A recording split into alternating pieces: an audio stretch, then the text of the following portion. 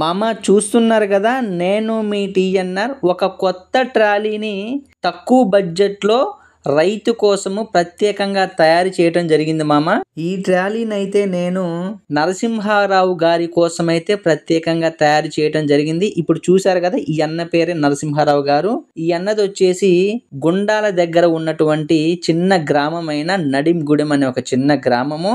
ఈ గ్రామానికి చేరుకోవాలి అంటే ఖమ్మము నుంచి ఖమ్మము, ఇల్లెందు, కొమరారము, అదే విధంగా కొమరారం దాటాక గుండాలు వస్తుంది. ఈ గుండాల చుట్టుపక్కల ఉండే గ్రామమే ఈ నడింగూడెం అనే ఒక చిన్న గ్రామము.